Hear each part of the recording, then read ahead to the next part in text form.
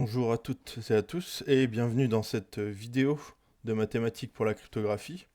Alors nous aborderons ici les congruences qui sont utilisées dans des systèmes cryptographiques comme celui de César, de Wigner et autres permutations qui seront bien évidemment abordées dans d'autres vidéos. Alors nous commencerons par un petit exemple avant d'aborder des concepts plus théoriques. Alors pour notre exemple, nous allons prendre une horloge classique que voici. Alors, chacun sait que s'il est 3 heures, eh bien dans 2 heures, il sera 5 heures. Effectivement, on a 3 plus 2 égale 5. Maintenant, s'il est 11 heures, s'il est 11 heures, eh bien dans 2 heures, on le sait tous, il sera 1 heure. Car, eh bien 11 plus 2 égale à 1. Alors effectivement, on constate que non, ce n'est pas vrai. Donc on barre ça. Alors, la question c'est comment arrive-t-on à ce résultat surprenant? Eh bien en fait, 11 plus 2, qui est égal à 13, et on a 13 qui est égal à 12 fois 1, plus 1. C'est la division euclidienne. Donc effectivement le reste est 1, donc le reste de la division de 13 par 12 est 1.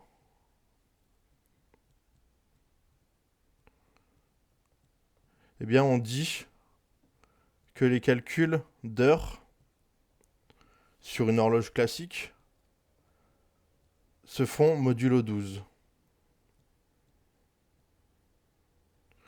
Les calculs d'heures sur une horloge classique se font modulo 12.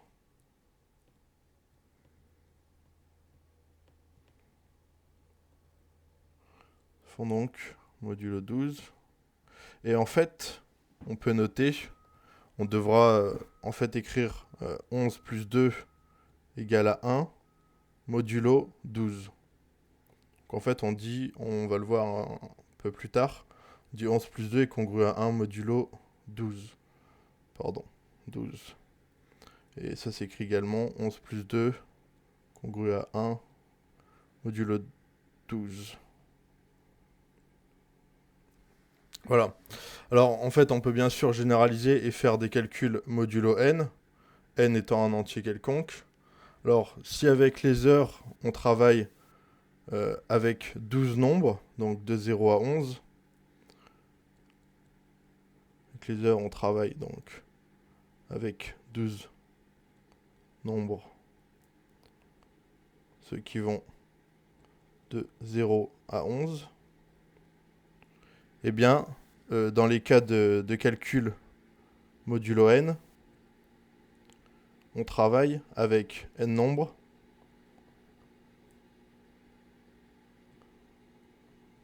donc n nombres, qui sont de 0 à n-1.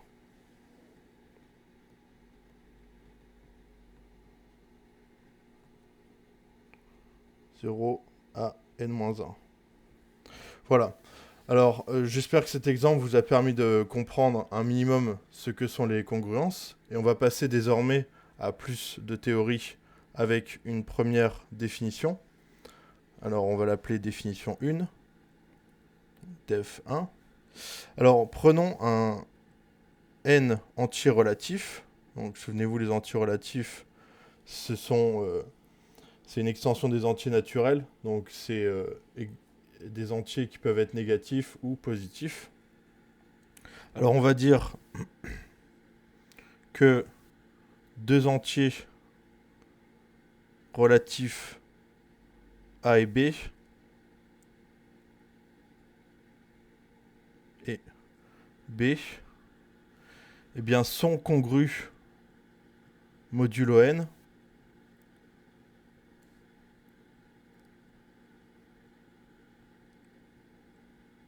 je le souligne. Je souligne ici la définition.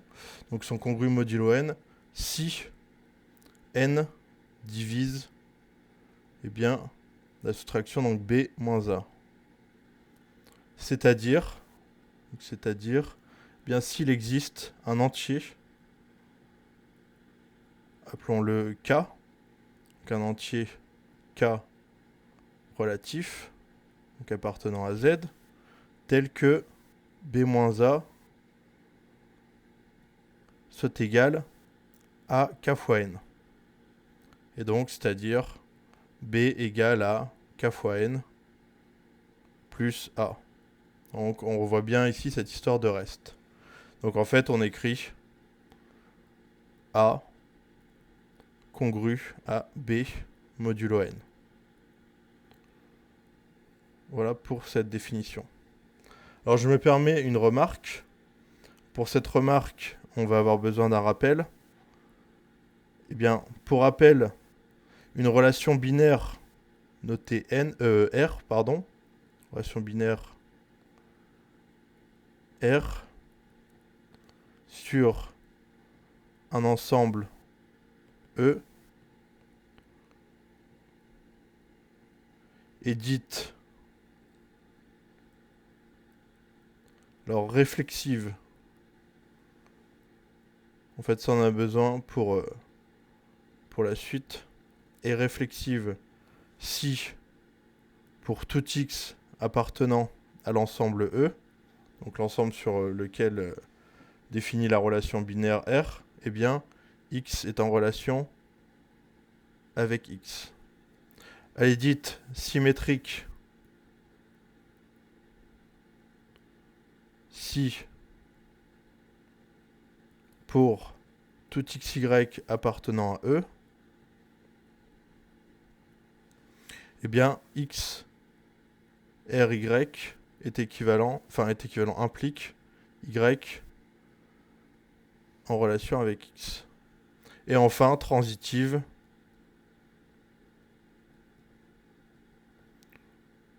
si, alors prenons trois éléments de l'ensemble E, donc x, y, z, le cube du coup.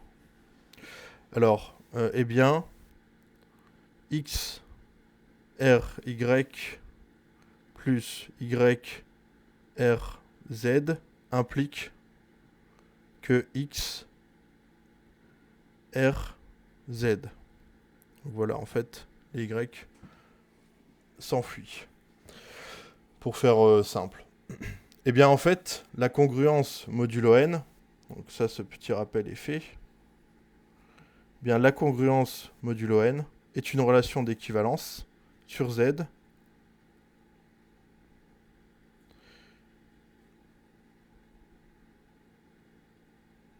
congruence modulo n est une relation d'équivalence sur z car elle est réflexive, symétrique et transitive.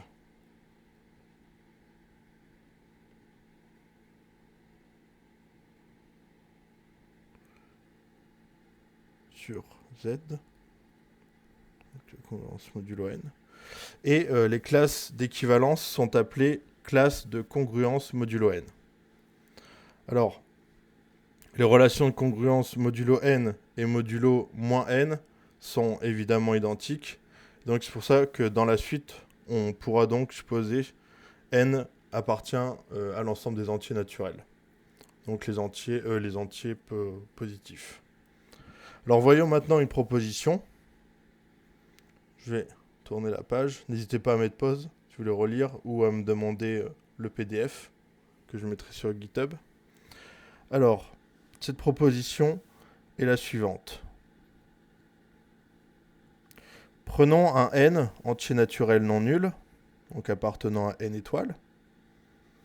Eh bien, il existe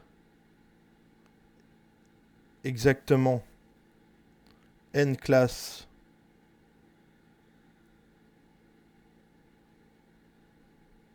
de congruence modulo n.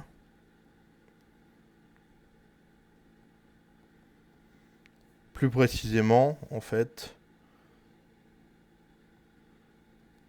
je vais mettre c'est-à-dire, pour tout cas appartenant à Z, il existe un unique R appartenant à 0 et -1, donc compris entre 0 et -1, tel que K est congru à R modulo N. Alors pour la démonstration, c'est en fait simplement le théorème de la division euclidienne. Alors pour rappel, alors je vais mettre des mots. C'est le théorème de la division euclidienne.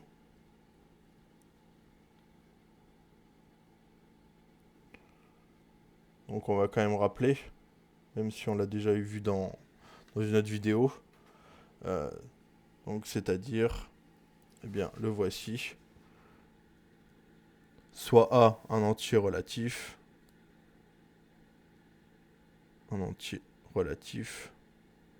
B, un entier naturel non nul.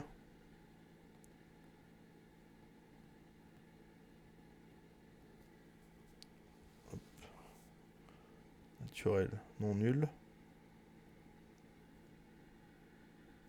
Eh bien, il existe un unique couple. Donc, on a existence et en plus unicité. Couple d'entiers relatifs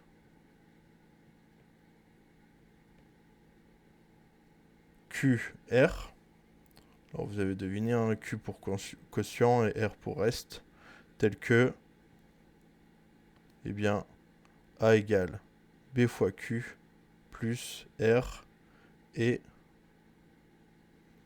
R est compris entre 0 et B, strictement inférieur à B.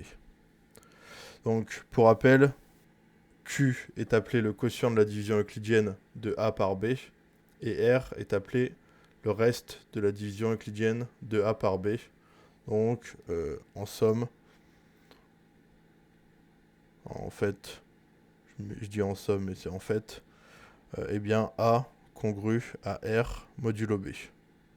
Alors ça, c'est très important de le comprendre, parce qu'effectivement, on utilise souvent la division euclidienne, comme on l'a fait au début. En fait, on va chercher, par exemple, on veut une congruence modulo B, et on a un A. Pour savoir à quoi il est congru, on va réaliser eh bien, la division euclidienne. Et une fois la division euclidienne réalisée, eh bien, on pourra dire que A est congru à R modulo B. Comme on l'a fait tout à l'heure, hein, en prenant 13 égale à 12 fois 1. Donc, exemple, 13 égale à 12 fois 1 plus 1. On peut dire que 13 est congru à 1, donc le reste, modulo 12. Voilà donc pour cette première proposition et sa démonstration, hein, qui est tout simplement le théorème de la division euclidienne. Alors continuons sur les congruences avec une deuxième proposition. Alors proposition 2, qui nous sera également utile dans les prochaines vidéos sur les différents chiffrements. Alors prenons un n entier naturel. Alors la congruence modulo n est ce qu'on appelle compatible avec l'addition et la multiplication. Compatible, voilà, avec l'addition et la multiplication donc de z. Alors en fait, je vais tout de suite vous dire ce que ça signifie. Donc ce qui signifie eh bien pour tout A, B, A', B', des entiers relatifs, Z puissance 4, eh bien tout en bas, A congru à A' modulo n, et B congru à B' modulo n, va impliquer, donc qu'on va pouvoir faire la somme, donc l'addition de A plus B, qui sera congru donc à A' plus B' modulo n, et de même pour la multiplication, A multiplié par B égale à, est congru à A' multiplié par B' modulo n. Voilà pour cette proposition 2. Alors, maintenant, j'ai envie de vous proposer un exemple pour illustrer cette proposition. N'hésitez pas à relire encore une fois. Et on va faire un petit exemple. Alors, exemple. Prenons n, un entier naturel, qui s'écrit, on va l'écrire en fait en base 10.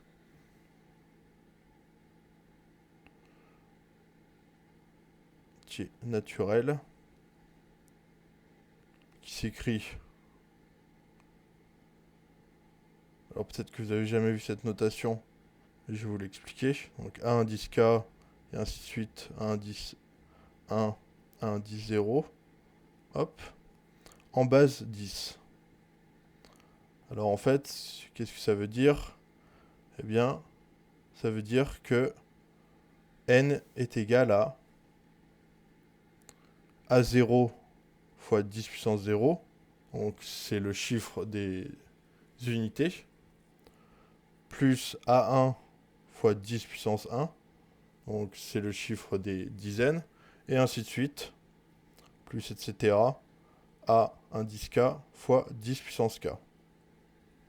Alors, on va noter une chose, c'est que, eh bien, or, 10 est égal à 9 fois 1 plus 1. Qu'est-ce que ça veut dire donc? Ça veut dire que le reste de la division euclidienne de 10 par 9, eh bien, est 1. Donc, encore une fois, 10 est congru à 1 modulo 9. Et on va utiliser ce qu'on a eu précédemment. Là, on va utiliser le produit. On a donc par produit,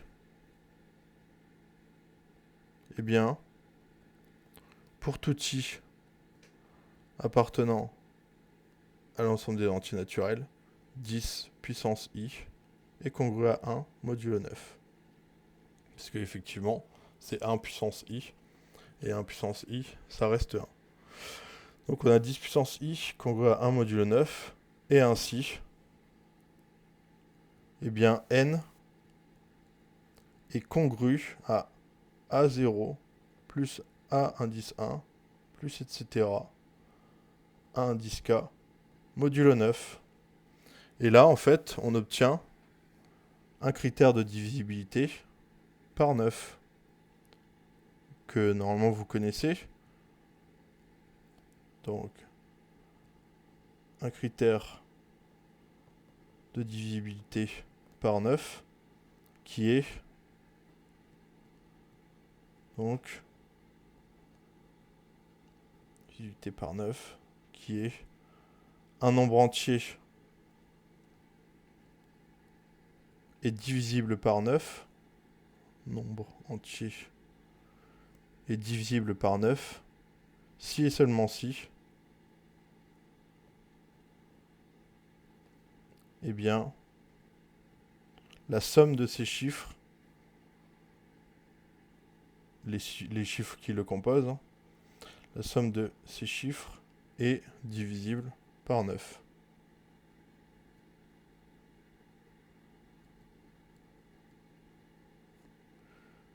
Et divisible par 9. Voilà, donc on retrouve en fait un critère qu'on a appris étant plus jeune. Seconde, quelque part, quelque chose comme ceci. Donc en fait, là, on vient de le démontrer, ce critère de divisibilité, en utilisant donc la proposition 2, où on a vu que si A était congru à A' modulo n et B congru à B' modulo n, alors A fois B était congru à A' fois B' modulo n. Donc voici pour cet exemple. Alors j'espère que cette petite explication vous a plu et vous aura aidé à comprendre la proposition 2. Alors désormais, passons à l'inverse modulo n. Alors pour l'inverse modulo n, on va avoir la définition suivante. Donc, définition 2. Soit A et B des entiers relatifs, donc de Z, et n un entier naturel non nul, appartenant à une étoile. Eh bien, on dit que B est inverse de A modulo n.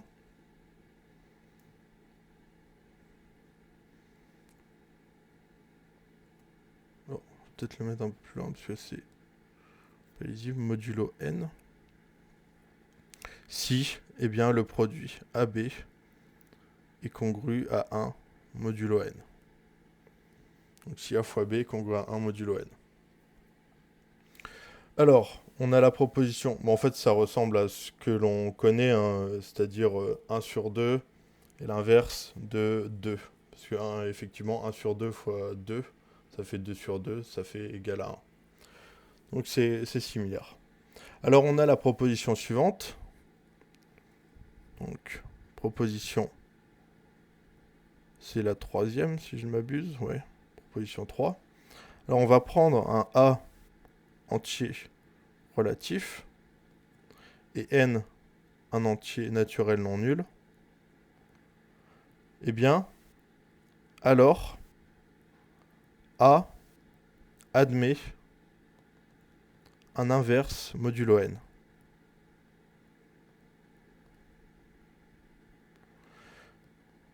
N, si et seulement si, le PGCD de A et n est égal à 1. Donc, s'ils sont premiers entre eux. Donc, le PGCD, hein, c'est le plus grand commun diviseur. Donc, ici, le plus grand commun diviseur de A et n est 1. Ça veut dire que, finalement, ils n'ont pas d'autres diviseurs en commun que 1. Alors, pour la démonstration de cette proposition, d'ailleurs, on va tourner la page. Pour la démonstration de la proposition 3, on va avoir besoin... proposition 3. On va avoir besoin, en fait, du théorème de Bézout. Alors, pour rappel... Alors, il y a plein de déclinaisons, théorème de Bézout, il y a beaucoup de choses à dire sur Bézout. Mais on se contentera de ça. Je vous invite à aller fouiller la question si vous le souhaitez, ou même me demander en commentaire, je répondrai avec plaisir. Eh bien alors pour rappel, soit A et B, deux entiers relatifs.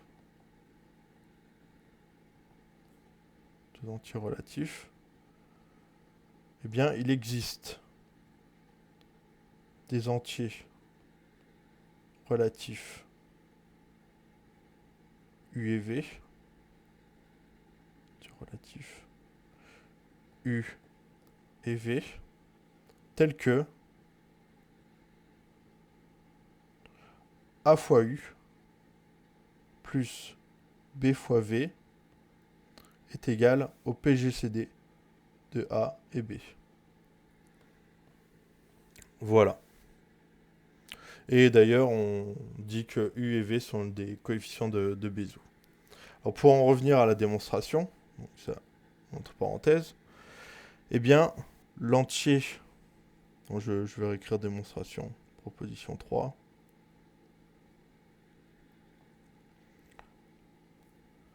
L'entier A admet un inverse modulo n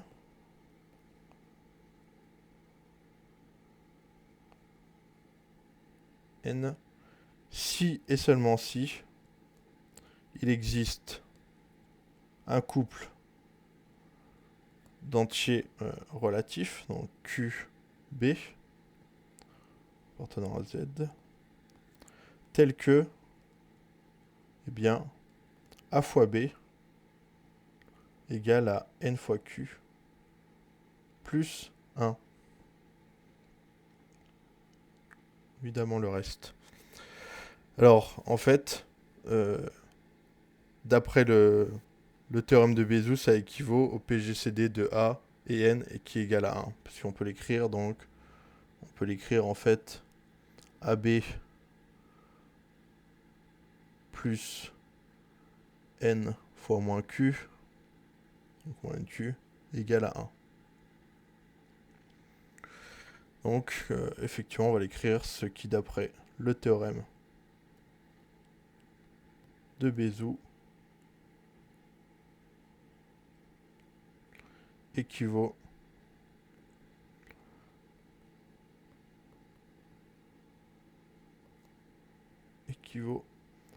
au PGCD de A et N qui vaut 1. Voilà pour la démonstration. D'ailleurs, conformément à cette démonstration, pour déterminer explicitement un inverse de A modulo N, alors sous réserve d'existence bien entendu, eh bien on pourra expliciter une relation de Bézout pour le couple A-N, et donc de cette manière on pourra déterminer l'inverse de A modulo N. Voilà. Donc c'était le petit point méthode qui est toujours utile à connaître. Je vous invite maintenant à passer à une nouvelle proposition, qui est donc la proposition 4. Alors, prenons trois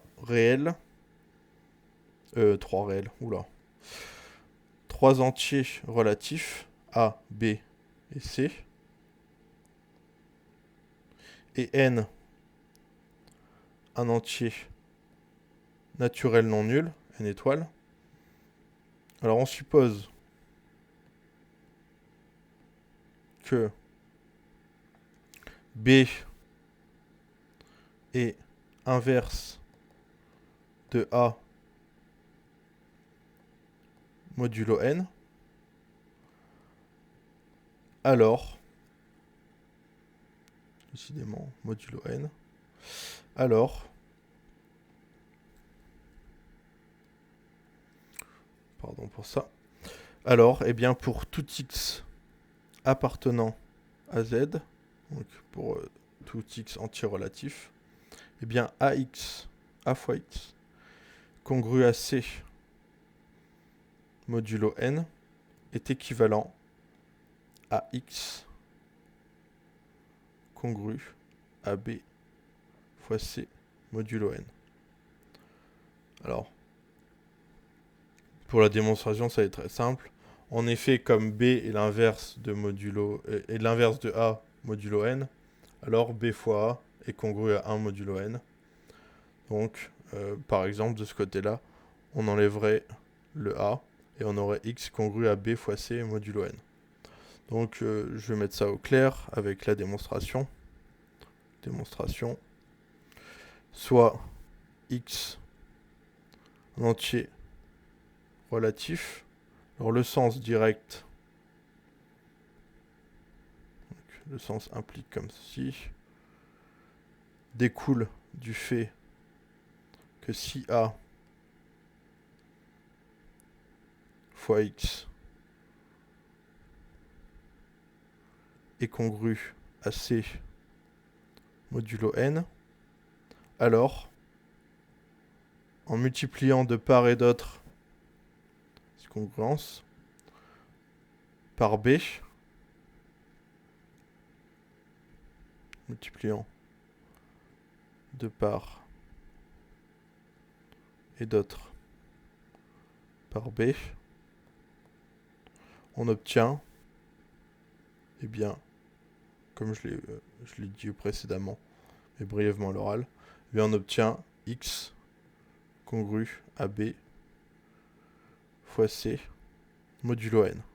Encore une fois, c'est parce que B fois A est congru à 1 modulo N. Et tout simplement, le sens réciproque il s'obtient de même en multipliant cette fois-ci par A.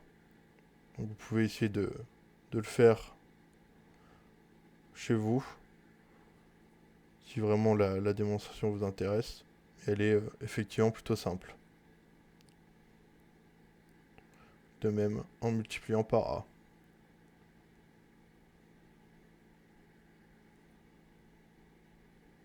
Par A. Voici pour cette démonstration. Alors maintenant, on peut faire une petite remarque. Donc, remarque. C'est que l'équation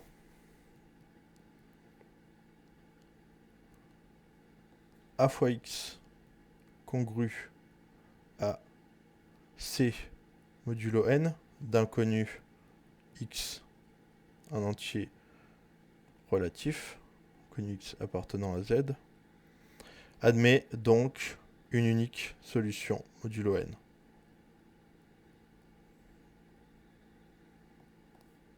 Une unique solution modulo N.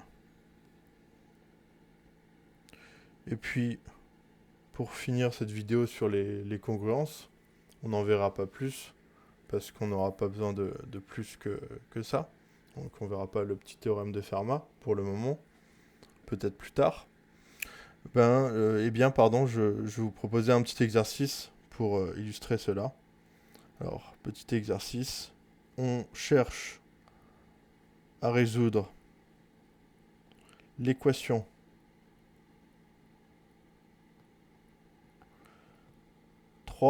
x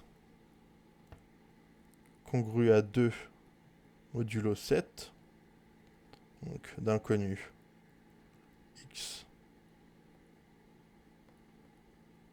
en entier relatif. Eh bien alors tout d'abord, qu'est-ce qu'on observe? On observe, on fait des observations.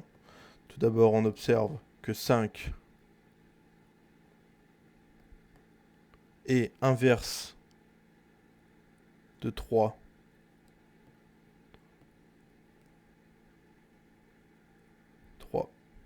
modulo 7. Effectivement, on peut le faire. Donc, je vais mettre un petit quart. Car 3 fois 5, eh bien, ça vaut 15. Et 15, c'est congru à 1 modulo 7. Alors, pourquoi? Souvenez-vous, car 15 est égal à 2 fois 7 plus 1. 14 plus 1. Donc, c'est bien congru au reste. Le reste est bien 1. Donc voilà, 3 fois 5 est congru à 1 modulo 7. C'est pour ça qu'on peut dire que 5 est inverse de 3 modulo 7. Alors ensuite, d'après la proposition... Alors je retourne... Ouais, la proposition 4. D'après la proposition 4, eh bien les solutions sont exactement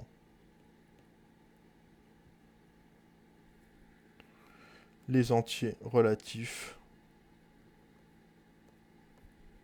congrus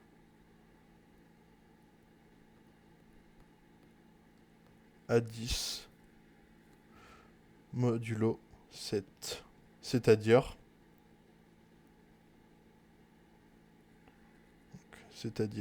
congru à 3 modulo 7. Et voilà pour la résolution de cette équation. Voilà. Et comme je l'ai dit, hein, cet exercice va tout simplement signer l'arrêt de cette vidéo. Hein. Donc on s'arrête ici pour les congruences.